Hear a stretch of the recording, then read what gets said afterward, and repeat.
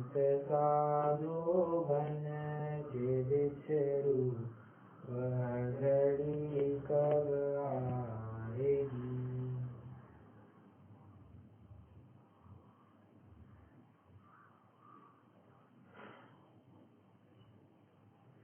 कहते हैं वे मुनिराज,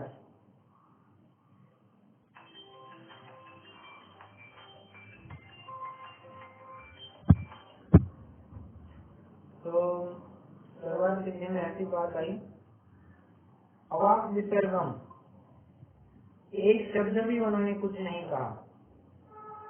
इसके बारे में, मोक्ष मार्ग के बारे में कुछ नहीं कहा। किसी ने पूछा कि मुझे मोक्ष मार्ग समझना है, कैसा है, कैसे मिलेगा, कैसे समझेगा? वो कहा, वो देखो, वो सामने जो खड़े दिख रहे हैं वही है मोक्ष मार्ग।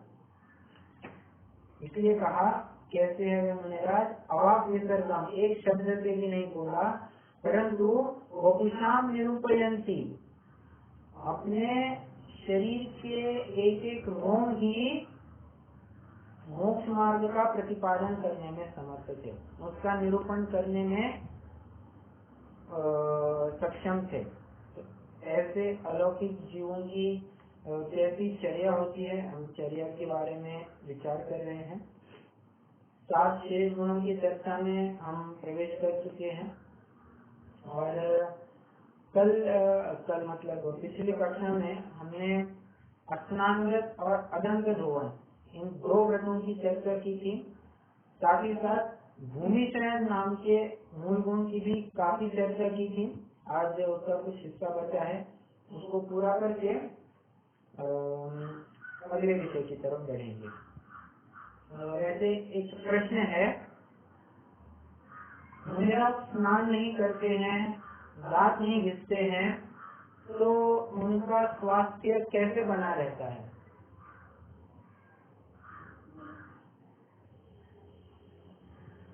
प्रश्न है आपसे। स्नान भी नहीं करते हैं, दांत भी नहीं घिसते हैं, तो उनका स्वास्थ्य कैसे मेंटेन रहता होगा? उनको देने की तो चिंता है ही नहीं, तो मतलब ही नहीं। राइट, ये बात बिल्कुल बराबर है। अध्यात्मापेक्षा आपने सही उत्तर दिया है, परंतु थोड़ा लौकिक व्यवहार विचारेंगे तो उस अपेक्षा से क्या उत्तर संभव है?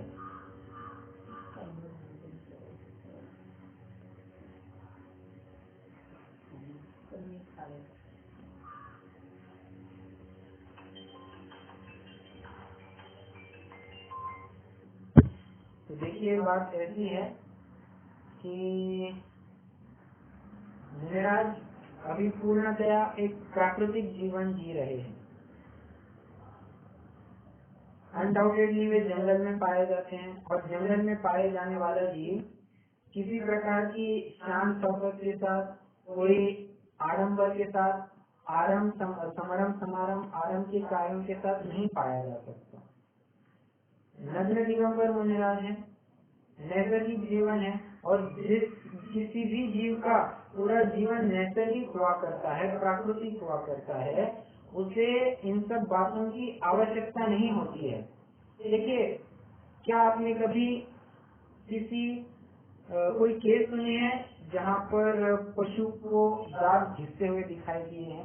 मतलब एक पशु वो क्या कहते हैं, दांतों ले रहा है और दांत घिस रहा है, या कोई उसके दांत घिसा रहा है, कभी सुनने में नहीं आता है। ये न पशु न पक्षी, जो भी जीव अपना जीवन कुदरत को समर्पित कर देते हैं, उनको किसी भी प्रकार से स्वास्थ्य की हानि नहीं होती है, ना उनके कभी दांत दर्द करते हैं, कुछ नहीं होता है। और जब मुनिराज एकदम अल्प आहार लेते हैं, सरस नीरस का विचार न करते हुए वे अल्प आहार लेते हैं, तो इस स्थिति में उनके दांत खराब हो, ये योग्य बात नहीं लगती है। क्योंकि हमने देखा था पिछली कक्षा में, पूरी जो डाइजेस्टिव सिस्टम के ऊपर अपने दांतों का स्वास्थ्य निर्भर करता है। अगर अपने आंत अच्छे हैं तो दांत भी अच्छे ही रहेंगे। अगर आंतों में ही तकलीफ है तो दांत भी खराब हुए बिना नहीं रहेंगे। अंदर से जितना ठीक करने का प्रयत्न होगा वो दांत बाहर से बराबर उतने ज्यादा देर तक टिकेंगे, बराबर। तो इसलिए उन्हें कोई जरूरत ही नहीं होती है और ना ही नहाने की भी कोई जरूरत पड़ती है, क्योंकि जैसे अभी बात की कि अगर उनके चरणाने अपेक्षा ही विचार करेंगे तो स्नान करने में उनके ब्रह्मचर्य महाव्रत का घात होगा, तो जल का प्रयोग होगा, अगर रगड़ेंगे कुछ करेंगे तो अहिंसा महाव्रत का घात होगा। शरीर के प्रति मतलब आसक्ति हुई, ये उनको इष्ट विषय लगा, इस प्रकार से उनके अपरिग्रह महाव्रत का भी घात हुआ। तो नाना प्रकार से हम विचार सकते हैं कि एक मूल गुण अन्य मूल गुणों की भी कैसे रक्षा कर सकता है, बराबर है। तो स्नान अदंत धोवन के बारे में एक बात थी। आते अपने प्रकरण पर भूमि शयन के बारे में बात कर रहे थे, जिसमें हमने ये देखा था कि मुनिराज कभी भी रात्रि के प्रथम प्रहर में और रात्रि के अंतिम प्रहर में सोते नहीं हैं। मतलब 6 से 9 का जो काल है, सेंसिटिव बात चल रही है, 6 से 9 का काल और अगले दिन का 3 से 6 का काल, इस टाइम पीरियड में वे कभी सोते हुए नहीं दिखाई दे सकते हैं। मूलतः ये जो टाइम है ये विशेष जागृति का काल होता है, सामयिक इत्यादि करने का कार्य होता है, इसलिए इस टाइम पे तो सोएंगे नहीं। उसमें भी दौलत राम जी कह रहे हैं कि पिछली रहने में मतलब जो जितना टाइम अलॉटेड है 9 से 3 का, उसमें भी अगले प्रहर में वे सो सकते हैं, ठीक है। तो 12 से 3 का टाइम ये सूटेबल लगता है और फिर उसमें और भी विचार करना होगा तो 12 बजे के आसपास होगा, सामयिक का काल है। तो 12 बजे के 1 घड़ी 2 घड़ी या 3 घड़ी एज द केस में भी, उसके बाद ही वे जितना कुछ अल्प शयन लेना चाहते हैं उतना ले सकते हैं, ठीक है। अभी ये विचारना है कि मुनिराज शयन करेंगे तो किस आसन में या किस स्थिति में उनका शयन हो सकता है। देखिए इसके लिए आप चाहे तो चार्ट बना सकते हैं, 2 ब्रांचेस बनेगी। मुनिराज के शैया की स्थिति कैसे होनी चाहिए, कैसी नहीं होनी चाहिए। पहले ये विचारते हैं कैसी नहीं होनी चाहिए। पहला, वे कभी भी पूरा पालका पेट पे नहीं सोएंगे, क्यों? उससे ब्रह्मचर्य महाव्रत में बाधा उत्पन्न होगी, ओके। दूसरा बिंदु, कभी भी एकदम स्ट्रेट पूरा पीठ पर भी नहीं सोएंगे। पूरे पीठ पर मतलब इस पोजीशन में कि उनका मुंह पूरे आकाश की तरफ खुला हुआ है, बराबर है। तो ना पूरा उल्टा सोएंगे ना पूरा सीधा सोएंगे। अगर पूरा सीधा सोते हैं, उनका मुंह आकाश की तरफ, आकाश मतलब ऊपर की तरफ, तो संभावना ये है कि कोई जीव जंतु ऊपर से गिरकर उनके मुंह में गिर जाए। मुंह में तो गिरने की बात नहीं, परंतु नासिका के द्वारा अंदर जाने की भी संभावना है। तो काफी बातें हैं इसके बारे में। और अगर हम भी कभी विचारेंगे हम ऐसे जमीन पर लेट जाए एकदम सीधा, तो ये पीछे का जो हिस्सा है वो चुभने लगता है, तो इसलिए वो भी ठीक बात नहीं लगती है। तो इन 2 स्थितियों में तो ये कभी नहीं सोएंगे। किस स्थिति में सो सकते हैं? वे तो एक करवट पर ही सोएंगे, लेफ्ट करवट पे या राइट करवट पे, कैसे भी। अब इसमें भी और 2 केसेस संभव है। एक करवट लेकर सोए हैं तो उसमें उनके पैर एकदम सीधे हैं, ऐसा चलेगा, अथवा उनके पैर उनके घुटनों में बेंड किए हुए हैं, ऐसे धनुषाकार स्थिति में भी सो सकते हैं, ठीक है। ये 2 स्थितियां होंगी। और एक तीसरी स्थिति ऐसी है कि वे पूरा पीठ पर सोए परंतु मुंह थोड़ा सा टिल्ट कर दे। अभी ऐसे सोए हैं तो थोड़ा सा मुंह लेफ्ट साइड में या राइट साइड में सरका देंगे, तो इस स्थिति में पूरे पीठ पर सोते हुए पाए जा सकते हैं, ठीक है। तो कोई मुझे रिकॉल करके बताएगा ये किन किन स्थितियों में वे सो सकते हैं और किन किन आसनों में वे नहीं सो सकते हैं।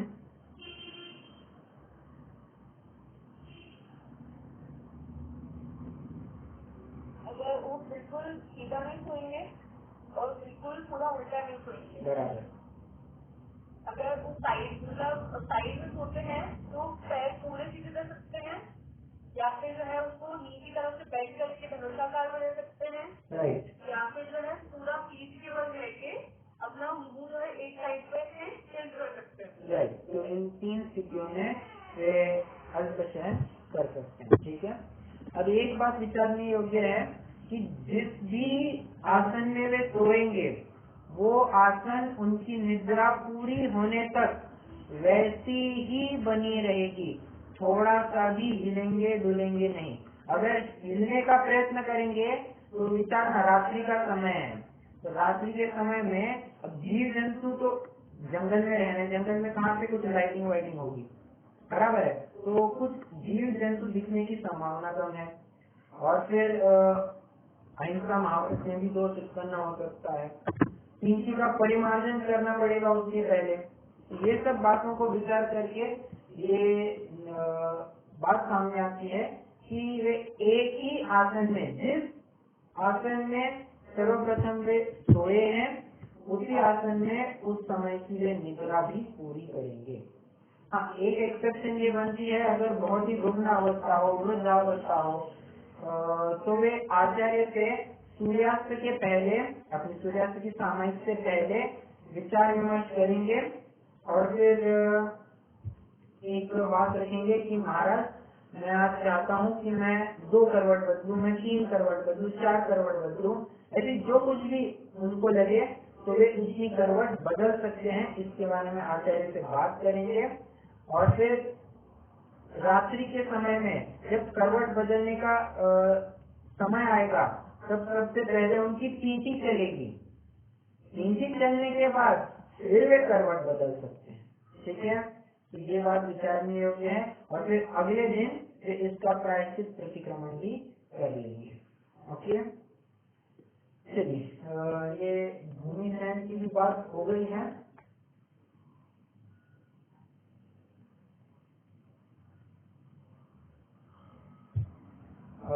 अभी हम अगले मूलगुण की तरफ बढ़ देते हैं।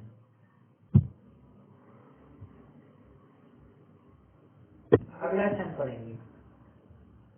एक बार दिन में ले आहार खड़े अलपन जवान में, कच नोच कर कन डरत परिचय तो लगे निज ध्यान में। हरि मित्र महल मसान कंचन कांचन इंधन तुषिकरण, भाव कारण अति प्रहारन में सदा समसाधरण। ऐसे छंद तो मैं पूरा पढ़ गया, परंतु अभी के लिए 2 पंक्तियां ही अभिष्ट है। एक बार अभी पहले इस पंक्ति में देखते हैं किन किन शेष गुणों की बात आई है। एक बार दिन में ले आहार, एक भुक्ति या एक बार भोजन, एक भक्त। देखिए 3 नाम कहे मैंने, एक बार भोजन, एक भुक्ति या एक भक्त, ये तीनों नाम पाए जाते हैं। एक हो गया। खड़े स्थिति भोजन 2, कटले लॉन्च 3 हो गए। और ऊपर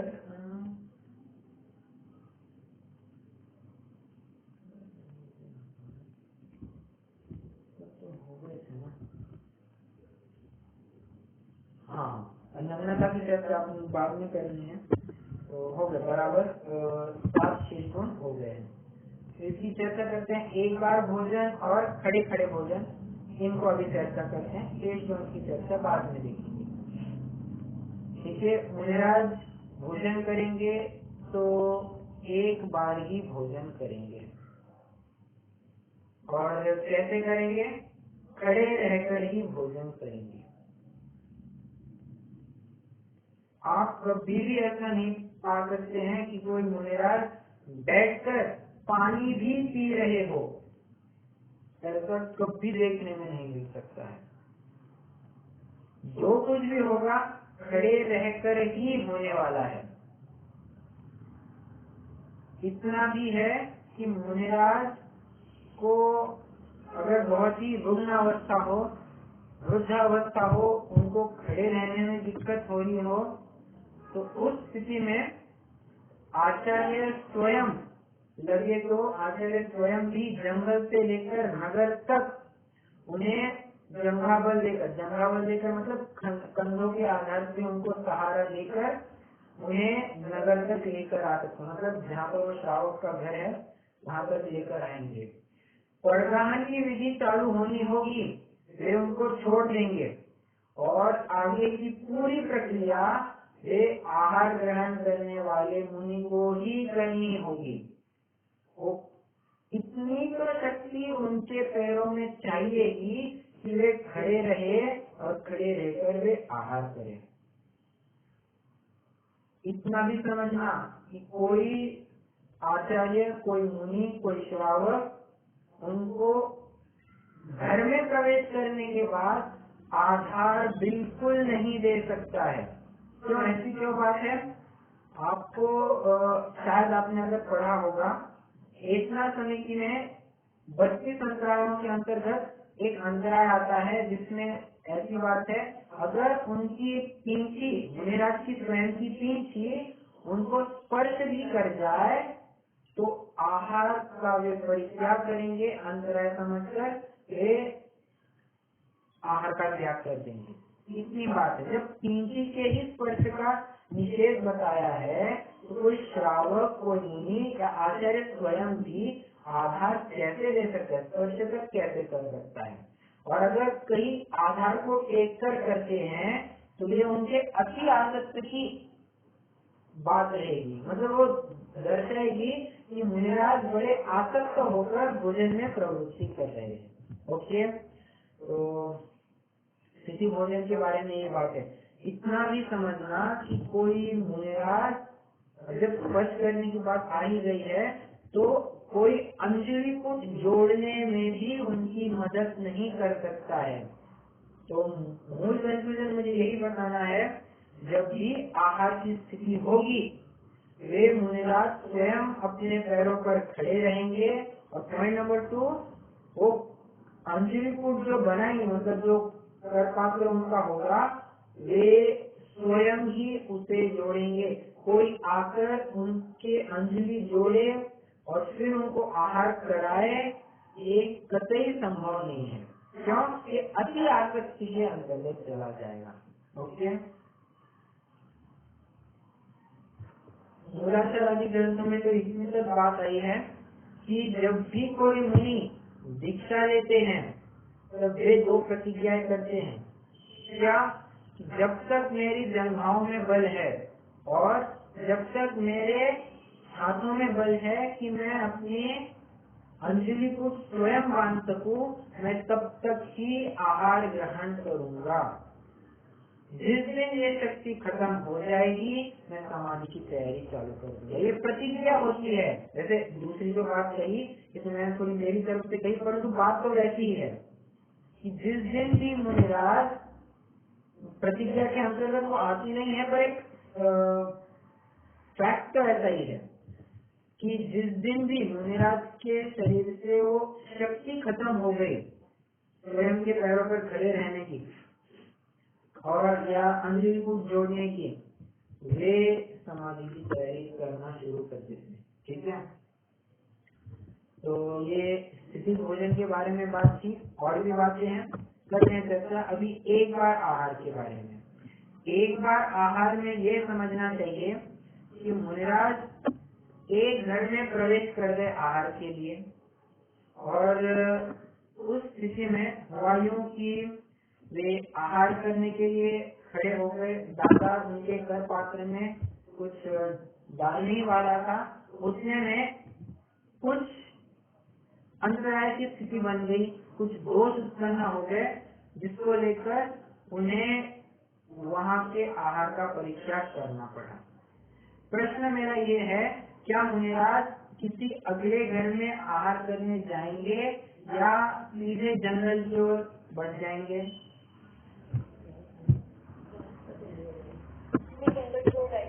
ओके, सीधे जंगल की ओर जाएंगे। आपका क्या कहना है?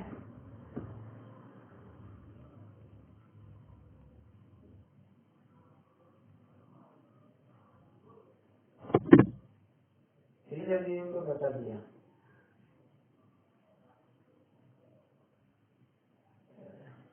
ठीक, तो देखिए बात ऐसी है कि इसमें कुछ अंतराय ऐसे हैं जो मुनिराज को सीधे बताते हैं कि आपको सीधे जंगल की तरफ जाना है। मान लीजिए कोई एकदम चिल्लाता आ जाए, मारो मारो, काटो काटो, ऐसे अगर शब्द उनके कान पर पड़े तो फिर तो उस स्थिति में इर्रिस्पेक्टिव ऑफ वेदर मुनिराज ने आहार ग्रहण एक और भी ग्रहण किया है या नहीं किया है, उनको तो जंगल में ही बढ़ना है। तो कुछ अंतराय इस केस के होते हैं, किसी से जंगल जाना है, परंतु कुछ अंतराय ऐसे नहीं होते हैं कि उस स्थिति में उन्हें जंगल जाना पड़े। वे अगले घर में आहारचर्या के लिए बढ़ सकते हैं, पर अगले घर में कब बढ़ सकते हैं, इसलिए दो कंडीशन सेटिस्फाई होनी चाहिए। एक, उन्होंने आहार का एक भी ग्रास अपने मुख में नहीं डाला होगा। देखिए कर पात्र में आया है तो चल जाएगी बात, परंतु मुंह में गया है तो बिल्कुल बात नहीं चलेगी। ओके, तो ये पहली कंडीशन, मुंह में एक भी और नहीं जाना चाहिए। दूसरी कंडीशन, वो अंतराय इस तरह की नहीं होनी चाहिए कि उन्हें सीधे ही जंगल जाने का आदेश हो। ओके, तो इन दो कंडीशन को सेटिस्फाई करेंगे तो अगले घर में वे आहार के लिए बढ़ सकते हैं। ऐसे कितने घरों तक बढ़ सकते हैं? तो कहते हैं 7 घरों तक वे बढ़ सकते हैं। 7 घर तक अगर उनको यथावत विधि नहीं मिली, कुछ अंतराय आई, कुछ दोष उत्पन्न हुए, तो वे इसके बाद तो फिर वे जंगल ही जाएंगे। अभी उसमें कोई दूसरा ऑप्शन नहीं है। ओके, चलिए, तो एक बार भोजन का ये आशय समझना। एक बार भोजन मतलब वो और मुख में जाना चाहिए, ना कि वे किसी एक पर्टिकुलर घर में गए हैं या वो और उनके हाथ में आया है, ऐसी बात बिल्कुल नहीं है। ठीक है, तो वैसे इस प्रकरण में स्थिति भोजन और एक बार भोजन के संदर्भ में कुछ विशेष चर्चा करने की बात नहीं है। जो कुछ बातें हैं वो तो मैं कह ही चुका हूँ। अब एक बात ध्यान रखने योग्य ये है कि ये अलग निज पान में ये जो पद दिया है, ये कोई अलग से शेष गुण को नहीं दर्शाता है। ये कह सकते हैं एक कॉम्प्लीमेंट्री गुण के रूप में काम करता है। अलग मतलब अल्प से अल्प भोजन ग्रहण करते हैं। अब कितना अल्प भोजन ग्रहण करते हैं, तो बात ऐसी है कि जितनी भी उनकी भूख है उसका आधा हिस्सा वे भोजन लेंगे, 1/4 हिस्सा वे पानी लेंगे और 1/4 हिस्सा वे खाली रखेंगे। कभी भी ऐसा नहीं होगा कि वे पूरा पेट खाना ही खा लिए, पूरा पेट पानी ही पी लिए। ऐसा पानी पिए ऐसा अभी इसके बारे में तो मैं कुछ ज्यादा नहीं कह सकता हूँ, परंतु पूरा ही भोजन कर लिया तो ऑक्सीजन जाने के लिए कुछ जगह भी तो बचनी चाहिए। कुछ ईंधन को जलाना है तो थोड़ी सी हवा जाने के लिए भी जगह रखनी चाहिए। पूरा ही गाड़ी में डीजल भर दिया तो गाड़ी कभी चालू ही नहीं हो पाई, वो कम करना पड़ेगा। बराबर है। उसी प्रकार से पेट भी एक कह सकते हैं टैंक की तरह है, उसमें पूरा खाना नहीं भरा जा सकता, थोड़ा खाली भी रखना चाहिए। और अगर पूरा पेट में आहार ग्रहण करते हैं तो प्रमाद आ सकता है, और प्रमाद आएगा तो वे अपने आवश्यकों में भी कदाचित ढिलास ला सकते हैं, उससे भी कुछ कम ज्यादा कर सकते हैं, जो कि हरगिज संभव नहीं है। ठीक है, इसलिए वे अल्प भोजन करते हैं। और भी थोड़ा सा एक आधार पेश करना चाहूंगा। ये कोई धनागम का आधार नहीं है, परंतु कबीर का एक दोहा ही है, ये बताता है कि हमें कितना भोजन करना चाहिए। कबीरा सुधा को करी करत भजन में भंग, या को टुकड़ो लाई के करो भजन में संग। क्या कह रहे हैं? कबीरा सुधा कुकरी, हे कबीर, ये जो सुधा है, ये जो भूख है, ये कुतिया की तरह है। जैसे और दारे भजन में भंग, जब भी भूख लगाती है ये कुतिया भौंक कर अपने कार्य में बाधा उत्पन्न करती है। तो फिर क्या करना? या को टुकड़ों डाल के करो भजन मिश्रण, उसको एक छोटा सा टुकड़ा डाल दो तो शांत हो जाएगी, और अपना अपना अपना तुम भजन करते रहो, अपना अपने संयम साधना में लगे रहो। तो भोजन इतना ही करना कि जिससे संयम में बाधा उत्पन्न न हो। ठीक है, और ये बात मैंने आपसे शेयर भी की है कि जिस दिन वे किसी एकदम गरिष्ठ भोजन का सेवन करते हैं, कोई रबड़ी है, कोई एकदम दाल बाटी का कुछ मेन्यू है, तो कुछ एकदम ऐसा ही गरिष्ठ बहुत मीठा खा लिया, शक्कर के पदार्थ खा लिए, तो इस स्थिति में उन्हें उस दिन सिद्धांत ग्रंथों के अध्ययन का निषेध बताया गया है, और विशेष प्रतिक्रमण आदि में प्रवृत्ति की बात आई है। ठीक है, तो प्रमाद उत्पन्न नहीं होना चाहिए, ये एक बात वे ध्यान में रखते हैं। फिर अलग में वो उनके भूख पर भी निर्भर करता है। अभी किसी किसी को, कोई मुनियों को आदत रहती है, गृहस्थ अवस्था से किसी किसी को आदत रहती है कि अपन सिर्फ 2 रोटी खाएंगे, किसी किसी को आदत रहती है अपन 4 रोटी खाएंगे। तो मुनि अवस्था में भी ऐसी बात बन सकती है। तो मुनि टू मुनि ये अल्प की डेफिनेशन वेरी करती जाएगी। किसी मुनिराज को ज्यादा भूख नहीं होती है तो उनकी अपेक्षा अल्प मतलब आधी रोटी, 3/4 रोटी बहुत हो जाती है। किसी किसी की भूख ज्यादा होती है तो उनको शायद 1.5 रोटी में काम हो जाए। ठीक है, निज पान में मतलब अपने हाथ में लेंगे, कभी भी बर्तन का प्रयोग नहीं करेंगे। देखिए, बर्तन को लेकर घूमना ये दैन्य वृत्ति का प्रतीक होता है। अब थोड़ा सा प्रैक्टिकल विचार कीजिए, कोई एकदम बिना कपड़े वाला या कम से कम कपड़े वाला कोई एक गरीब भिखारी व्यक्ति है, वो घूम रहा है और उसके हाथ में एक कटोरा है। हमें तुरंत ख्याल में आता है कोई गरीब भिखारी व्यक्ति, और मुनिराज की भी स्थिति लगभग ऐसी ही होती है। क्यों? उनके शरीर पे एक धागा नहीं है, और अगर कपड़ा लेकर घूमे, कपड़ा ही कह रहा हूँ, कोई बर्तन लेकर घूमेंगे, ये तो पर्टिकुलरली ऐसा दिखाएगा कि ये तो कोई एक भिखारी जीवी है, जबकि बात बिल्कुल उल्टी है।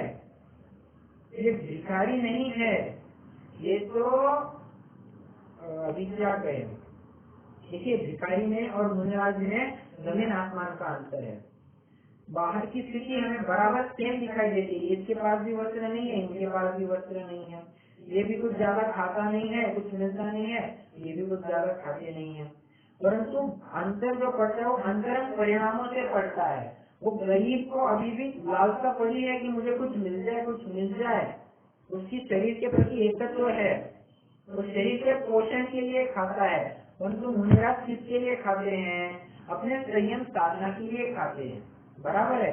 इसलिए एक गरीब व्यक्ति, निर्धन व्यक्ति और मुनिराज में अंतर पड़ेगा, राइट। तो मैं ये बात कह रहा हूँ कि बर्तन लेकर घूमना ये दैन्य वृत्ति का प्रतीक होता है, दीनता दिखाता है। इसलिए मुनिराज तो जितना कुछ संभव हो कर पात्र में ही लेने का प्रयत्न करेंगे, कर पात्र में ही प्रयत्न, क्या कर पात्र में ही लेंगे। ओके, मैंने शायद आपको सुक्रेटस की भी वो कथा बताई थी, जहाँ पर सुक्रेटस भी कहते हैं कि उसने दिगंबर समाधि मरण किया था, मतलब संलिग्ना ली थी, ऐसा कहते हैं, ऐसा कथानकों में भी आता है। और बात ऐसी थी कि वो जब वो विरक्त हो गया था तब वो एक लंगोट धारण करता था और उसके हाथ में एक बर्तन रहता था और ऐसे ही वो विहार करता। बाकी उसके पास कोई परिग्रह नहीं था, बस एक लंगोट थी और एक बर्तन था। तो एक दिन उसने एक आदमी को देखा जो अपने क्या कहना चाहिए कि अपने हाथ में पानी लेकर पी रहा है। इसको लेकर उसे ये बात ठीक हुई कि अरे जब ये हाथ में लेकर पी सकता है, कुछ खा सकता है, तो मुझे इस बर्तन की क्या आवश्यकता है, मैं भी तो हाथ से करता हूँ। बर्तन हट गया। एक दिन वे ऐसे ही विहार करते करते उन्होंने किसी एक छोटे लड़के को देखा जिसने कपड़े ही नहीं पहने। अब छोटे बच्चों को क्या होता है, उनको तो कोई विकार होने की कोई बात नहीं है। तो उसे देखकर उन्हें भी ये बात क्लिक हुई, अरे जब एक छोटा बच्चा रह सकता है तो, और इसको तो कोई विकार भी नहीं हो रहा है, इसको कुछ खराब भी नहीं लग रहा है, तो अगर इसको कुछ नहीं हो रहा है तो मैं भी तो रह सकता हूँ। इसलिए उस स्थान से, उस जगह पर उन्होंने लंगोट भी उतार दी और लगभग मुनि जैसा ही उनकी बात बन गई थी। वे करपात्र में ही आहार लेते थे, नग्न दिगंबर ही रहते थे और बात तो ऐसी थी। तो बात इतनी मुझे सिद्ध करनी है कि बर्तन तो वे किसी प्रकार से नहीं रखेंगे। अगर रखेंगे वो तो सीधे सीधे परिग्रह के अंतर्गत चला जाएगा। और श्वेतांबर मत वाले भी यही ग्रहण करते हैं कि हमें आहार ग्रहण करना होता है, इसलिए हम पात्र रखते हैं। तो ये बात नहीं होती है, क्योंकि ये तो सीधे से परिग्रह के अंतर्गत चला जाता है। धातु का जो परिग्रह होता है उसके अंतर्गत चला जाएगा। ओके, बात कहते कहते रह गया।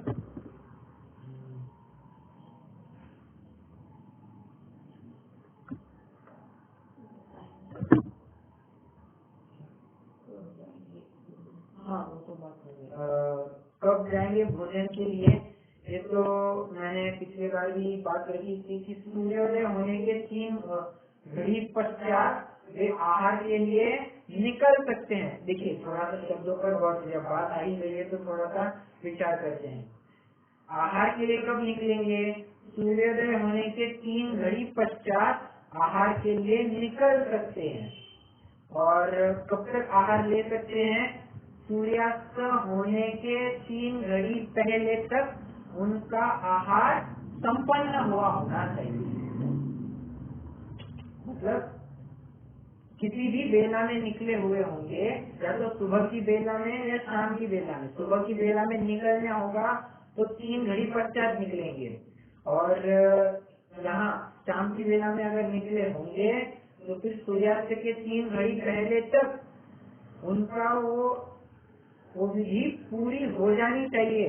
उस समय में निकलेंगे ऐसा नहीं, वो विधि पूरी हो जानी चाहिए। क्योंकि उसके बाद फिर घर के श्रावक श्राविकाएं हैं, वे कब भोजन करेंगे, फिर बर्तन कब मांजेंगे, होते होते उनको रात हो जाएगी, बराबर है। इसलिए फिर वो बात नहीं बनेगी। तब तक तो पूरा हो ही जाना चाहिए। ठीक है। अच्छा, प्रश्न अब ये भी है कि मुनिराज आहार कितने देर के लिए कर सकते हैं, कब निकल सकते हैं, ये तो बात हो गई। कितने देर के लिए कर सकते हैं, तो ऐसी बात आती है मुनिराज 1 मुहूर्त, 2 मुहूर्त या 3 मुहूर्त, जैसी भी स्थिति हो वे आहार कर सकते हैं। अभी 3 मुहूर्त करेंगे मतलब 2 घंटा 24 मिनट में भोजन करेंगे। विचारणीय योग्य बात है। मतलब इतनी देर भी वे भोजन कर सकते हैं। अब इतनी देर भोजन करने वाला कौन सा जीव हो सकता है? कह सकते कोई चक्रवर्ती का जीव हो, अथवा ऐसा जीव जिसको चबाने में थोड़ी सी दिक्कत हो रही हो, जो रुकना हो, थोड़ा वृद्ध हो, मतलब एकदम धीरे धीरे खाना बन रहा हो, ऐसा भी जीव हो सकता है। अथवा कोई ऐसा जीव जो भस्म व्याधि के उन्मुख हो। भस्म व्याधि हुई हो वो तो बात है ही, परंतु भस्म व्याधि के उन्मुख हो तो उस काल में भी वो कितना खाएगा, वो तो कुछ लिमिट है ही नहीं। इस स्थिति में फिर उनका आहार विधि इसलिए 3 मुहूर्त तक भी चल सकती है। वैसे मैं पूछना चाहूंगा, ये जो मैंने तीसरी केस बताई, ये कहीं प्रथम योग में सुनने मिलती है क्या?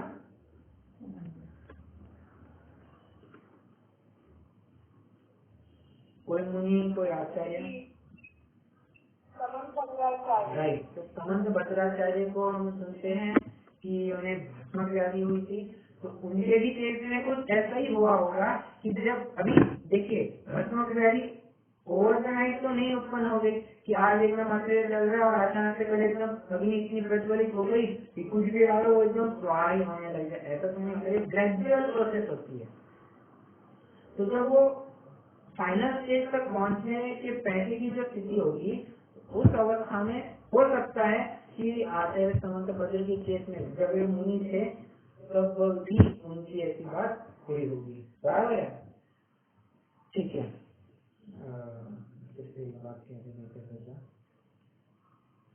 चलिए, ये 3 मुहूर्त। हाँ, मेरा प्रश्न आपसे ये है कि मुनिराज तो हर एक अंतर मुहूर्त में एक शुद्धोपयोग करते ही हैं, तो अगर उनके 1 मुहूर्त, 2 मुहूर्त, 3 मुहूर्त तक भी उनके आहार चल सकते हैं, तो शुद्धोपयोग का क्या होगा?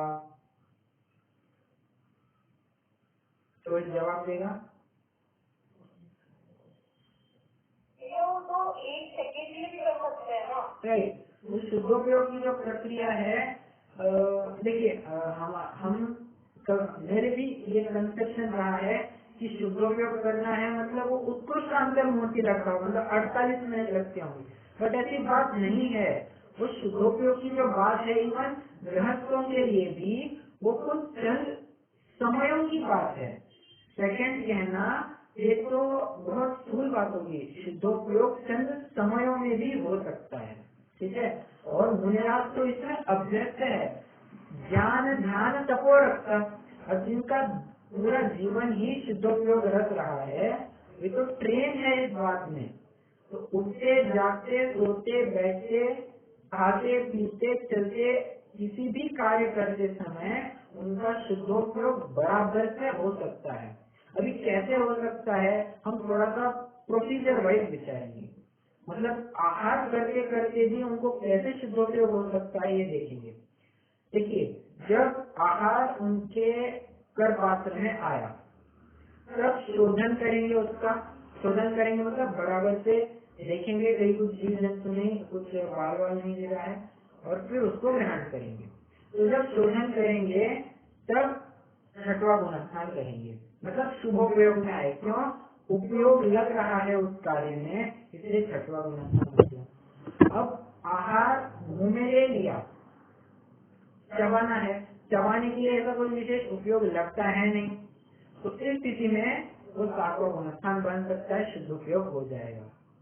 फिर जब उसे निगलना होगा तो निगलने के लिए बराबर से वो कंट्रोल कोऑर्डिनेशन होना चाहिए, नहीं तो फिर वो किसी अलग से पाइप में भी चला जाए तो दिक्कत खड़ी हो सकती है, इसलिए उपयोग लगता है, अच्छा वहाँ पर 6वां गुणस्थान बन सकता है। तो इस प्रकार वे कितने ही दफे 6वां 7वां गुणस्थान कर सके। अरे इतनी बात है कि एक अंतर मुहूर्त में ही असंख्यात बार शुद्धोपयोग कर लेते हैं। क्या कहा? एक अंतर मुहूर्त में असंख्यात बार शुद्धोपयोग कर सकते हैं, मतलब कितनी प्रचुरता होती है। तो कोई इसमें विशेष शंका नहीं हो सकती है कि उनके विहार करते करते अभी इतने लंबे लंबे डिस्टेंस कवर करने हैं, इतने टाइल के लिए उनके आहार चलने हैं, तो फिर शुद्धोपयोग कैसे होता होगा। तो ये मैंने बात अभी बताई दी। चलो अभी बात आई है तो एक और बात बता दूं, चलते चलते उनके शुद्धोपयोग कैसे हो सकता है? क्या आप में से कोई बता सकता है चलते चलते कैसे हो सकता है?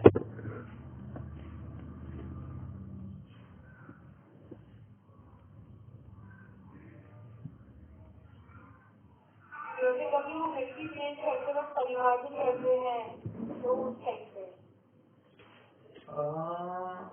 थोड़ा सा नहीं जम रही बात।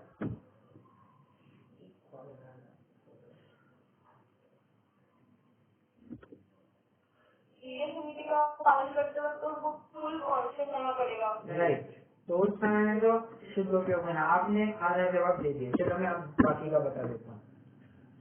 देखिए, जब भी वे 25 हाथ की जमीन देखेंगे, मोटा मोटा आगे की क्या स्थिति है वो जब देख रहे होते हैं, या जब 4 हाथ की जमीन देखकर एरिया समिति पूर्वक चल रहे होते हैं, तो तब उनको बराबर से उपयोग लगाना पड़ता है कि कोई जीव जंतु का घात तो नहीं हो रहा है ना, कहीं धूपे छाव में तो नहीं जा रहे हैं, कहीं मिट्टी तो बदल नहीं रही है, कहीं पानी का कोई स्रोत तो नहीं बह रहा है। तो इन सब बातों का विचार करना पड़ता है। तो इस स्थिति में उनका छठवां गुणस्थान कहेंगे। तो सातवां गुणस्थान कैसे बनेगा? अगला पाव अच्छे से जमाया होगा और पीछे का पाव उठाया नहीं होगा, तो इस स्थिति में उनका शुद्ध उपयोग बन जाएगा। ओके, और फिर जब कदम बढ़ाएंगे तो कदम बढ़ाते वक्त उनको देख कर ही चलना है, तो इस काल में उनका शुभ उपयोग बन जाएगा। तो ऐसे चलते बैठते उठते फिरते उनका ये शुद्ध उपयोग बना रहता है। बराबर है। चलिए मैं एक बार देख लूं, कुछ बात तो नहीं रही, क्योंकि ये एक बार आहार और खड़े खड़े आहार में मैंने लगभग सब कुछ कवर कर दिया है।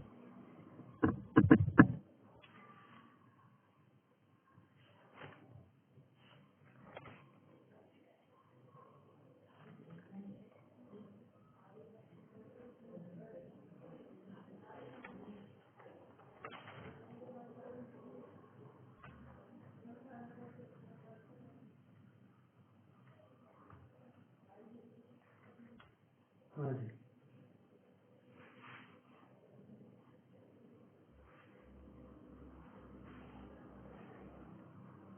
देखिए, हाँ, 2 बातें करनी है। मुनिराज जब आहार करेंगे तब 3 स्थानों की शुद्धि होनी चाहिए। क्या कहा? मुनिराज जब भी आहार करने जाएंगे तब 3 स्थानों की शुद्धि होनी चाहिए। कौन से? ऑब्वियसली जिस स्थान पर मुनिराज खड़े रहने वाले हैं उस स्थान को बराबर से 3 चीज से परिमार्जन करेंगे, वो एक स्थान की शुद्धि।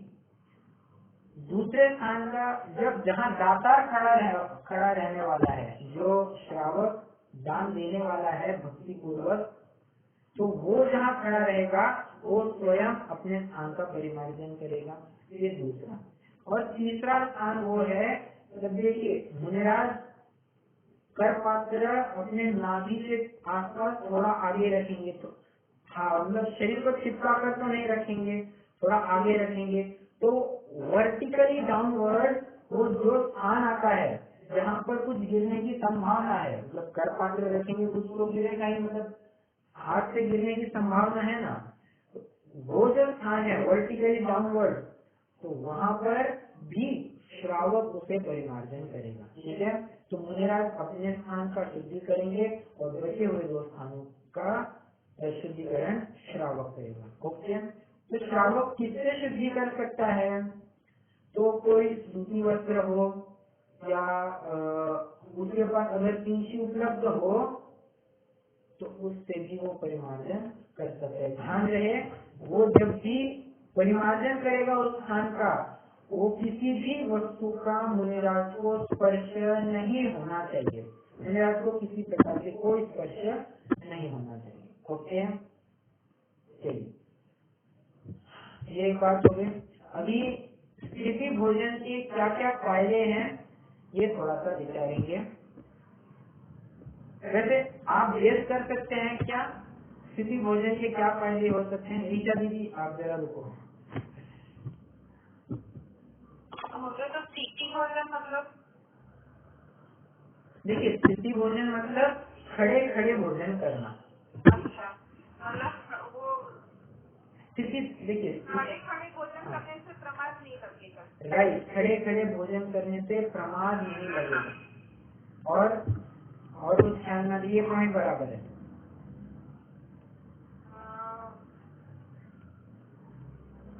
मतलब कि आराम से बैठ के खाएंगे तो हमें भर पेट खाने की वो सब। राइट राइट राइट, बहुत बढ़िया बहुत बढ़िया। और कुछ कह रहे थे क्या? आपने बराबर बिंदु उठाया है। बैठकर भोजन करेंगे तो आदमी बैठा तो बैठ ही जाता है, फिर खड़े रहने का नाम नहीं लेता है। जैसे कोई मेहमान, देखिए कोई मेहमान अपने घर पर आए, बैठ गए तो फिर वे काफी देर तक बैठ सकते हैं। और कोई एकदम खड़े खड़े आ, मतलब जैसे किसी को कुछ एक वस्तु देनी थी और तुरंत निकलना था, वो क्या अपन कुर्सी वैसे देंगे तो उस पर बैठेगा नहीं, उसे तो तुरंत निकलना है। तो मुनिराज भी ऐसे ही मेहमान आए हैं, एक अतिथि है, उनको तुरंत से तुरंत निकलना है, इसलिए वे बैठे नहीं रह सकते। बैठकर करेंगे तो वे एकदम आराम से तसल्ली से भोजन करेंगे, भरपेट भोजन करेंगे, और भरपेट भोजन करने में प्रमाद उत्पन्न होगा। प्रमाद उत्पन्न होगा, उनके 6 आवश्यकों में उनको कहीं ना कहीं कॉम्प्रोमाइज करना पड़ेगा। फिर शायद सामयिक करते करते डुल्ली लग जाए, नींद आ जाए, या कुछ एक आवश्यक करना भूल जाए, बराबर है। तो इन सब स्थितियों को भी विचारना होता है। ये तो एक बिंदु है। दूसरा बिंदु देखिए, हम 3 जीवों को खड़ा करें जो आजू बाजू में खड़े हैं। एक वे हैं जो खड़े हैं, दूसरे जो सुखासन में बैठे हैं, और तीसरे जो पद्मासन में बैठे हैं। अब हम तीनों को अगर आवाज लगाएंगे तो सबसे पहले कौन आएगा? जो खड़े रहे हैं वो, उनको तो उठने बैठने की कोई बात ही नहीं है, वे तुरंत आएंगे। जो सुखासन में है वो बाद में आएंगे। जो पद्मासन में है, पद्मासन में तो उन्होंने मान लो पैर की गठान बांध ली है, तो इस स्थिति में फिर वो गठान खोलना, खड़े रहना, ये और फिर आगे चलना, कितना टाइम लगेगा। उसी प्रकार ये मुनिराज खड़े खड़े आहार लेते हैं। ये कितना परिचायक है, उनको जब इच्छा हुए वे तुरंत अंजलि को छोड़ देंगे और वन की तरफ बढ़ जाएंगे। हाँ, एक बात ध्यान रखना, एक बार उन्होंने अंजलि को छोड़ दी, आहार कर लिया, अंजलि को छोड़ दी, उसके बाद वे आहार ग्रहण नहीं कर सकते हैं। ओके, ये that will be the final.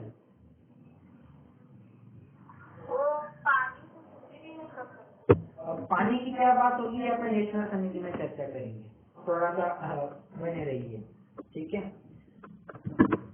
तो हाँ, मैं ये कह रहा था, मुनिराज को जब लगे वे तुरंत जंगल की तरफ बढ़ सकते हैं। वे तो ये समझते हैं कि ये श्रावक का घर है, ये कोई खतरे से खाली नहीं है। देखिए, मुनिराज के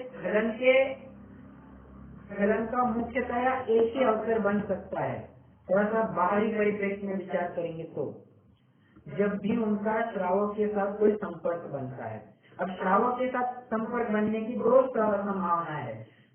तो मुनिराज स्वयं श्रावक के घर जाए, नगर में जाए, अथवा नगरवासी जंगल में मुनिराज के पास उपदेश आदि सुनने में है। तो जब मुनिराज नगर में जाते हैं तो ये बड़ा रिस्की काम है। ये होम पिच पर नहीं है, अभी फॉरेन पिच पर है। तो जब भी किसी अब्रॉड के स्थान पर जाते हैं, या अब्रॉड कहने की अपेक्षा दूसरे के स्थान पर जाते हैं, तो वहाँ खतरा ज्यादा होता है। होम पिच पर ऐसी कोई दिक्कत नहीं आती है। तो उसी प्रकार श्रावकों में स्वयं जाना, तो आहार के लिए भी क्यों ना हो, तो ये भेड़ग्रस्त सिक्योरिटी के साथ ही जानी पड़ती है। उनको त्रिगुप्ती का पालन करना पड़ता है, मतलब त्रिगुप्ती मतलब मौज रखनी पड़ती है। ये सब बातें हैं, इसके आधार पर से आहार के लिए जा सकते हैं, अन्यथा आहार नहीं संभव, ठीक है। तो वे ये चाहते हैं कि जल्द से जल्द अपने संकट से छूट जाए। तो जल्द से जल्द संकट से कैसे छूट सकते हैं? जब खड़े रहेंगे तो जब चाहा तो फिर उड़ गए, बराबर है। इसलिए फिर ये स्थिति भोजन करने की या खड़े खड़े भोजन करने की ये फायदे कहे जा सकते हैं। एक अंतिम बिंदु की चर्चा करेंगे और फिर आगे रुक जाएंगे। धवला में ऐसी बात आई है कि मुनिराज रात्रि में भी स्वाध्याय कर सकते हैं। और रात्रि में स्वाध्याय कर सकते हैं अपन। इसके कुछ 3 अर्थ ले सकते हैं। पहला अर्थ तो अगर ये करना होगा कि मेरा चिंतन रूप स्वाध्याय चल जाए। चिंतन भी एक स्वाध्याय भी है, बराबर। तो चिंतन रूप स्वाध्याय लेंगे तो एक भी करे, दिन में करे रात्रि में करे, उसमें तो कोई बात ही नहीं। इस अपेक्षा से ये बात जमती है कि रात्रि में स्वाध्याय हो। दूसरी चीज ऐसी हो सकती है, कदाचित समाजस्थ मुनि को उपदेश देना पड़े, तो उपदेश देने की स्थिति में उनको बोलना पड़ सकता है। और धर्मोपदेश ये भी हमने स्वाध्याय का एक भेद देखा था। स्वाध्याय के 5 भेद देखे थे, आपको याद है? वाचना, कृष्णा, अनुपेक्षा, आमनाय और धर्मोपदेश। तो ये 5 ही स्वाध्याय के अंतर्गत आते हैं। तो धर्मोपदेश दे रहे हैं, ये भी स्वाध्याय के अंतर्गत आएगा।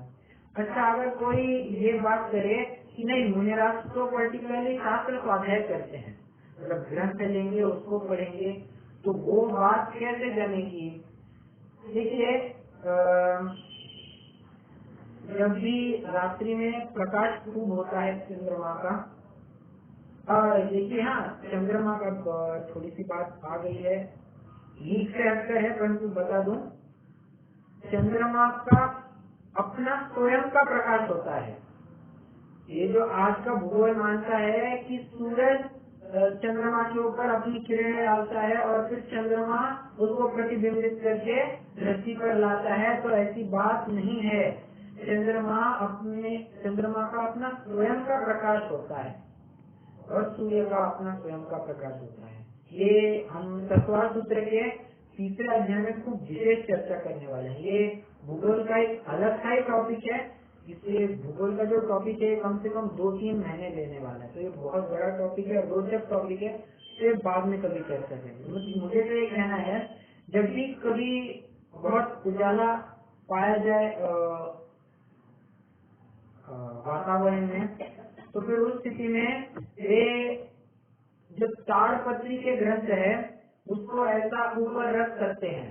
ऊपर रखकर क्या होगा, वो जो किरणें हैं वो बराबर से वो ताड़पत्र में से आर पार हो जाएंगी। और ताड़पत्र में जो अक्षर लिखे जाते हैं वे टंकोट किरण किए जाते हैं, मतलब टाँके से लिखे जाते हैं। हम कैसे आत्मा एकदम एक फ्लो में लिखते हैं, वैसा नहीं, उनको आत्मा एकदम डॉटेड डॉट करके वो आत्मा ऐसा लिखना पड़ता है। तो जब किसी लाइट सोर्स की तरफ वो पत्र रखेंगे, ताड़पत्र रखेंगे, तब वो बराबर से उनको वे अक्षर दिख जाएंगे और फिर इस प्रकार से वो क्या बात लिखी है उसको भी वे पढ़ सकते हैं। और इसी प्रकार जो होना होगा वो ये बात संभव लगती है। तो ये 3 मुख्य स्थितियाँ हम कह सकते हैं कि जब मुनिराज रात्रि में स्वाध्याय कर सकते हैं। ठीक है, चलिए, ये अपना भूमिशयन का भी एक टॉपिक हो गया है, मूल गुण पूरा हो गया। स्थिति भोजन नाम का भी एक मूल गुण पूरा हो गया, और एक बार भुक्ति ये भी टॉपिक अपना पूरा हो गया है। किसी को इस संदर्भ में कोई शंका हो तो पूछ सकते हैं, नहीं तो फिर कल हम केश की चर्चा लगभग पूरी कर ही देंगे और नग्नता की भी चर्चा शुरू कर देंगे। नहीं, कोई प्रश्न नहीं। वैसे एक बात है कि जो द्रव्य संग्रह का पेपर है उसकी लिंक अभी एक्सटेंड कर दी गई है। जो 22 मार्च तक ड्यू डेट थी वो अभी 25 मार्च तक कर दी गई है। तो अगर आप चाहें तो फिर आप अपनी सहूलियत के हिसाब से कॉल कर सकते हैं। अभी और क्या है, मतलब 28 के बाद ही लिखने का पॉसिबल था। ओके, ठीक है, कोई बात नहीं, चलिए रुकते हैं।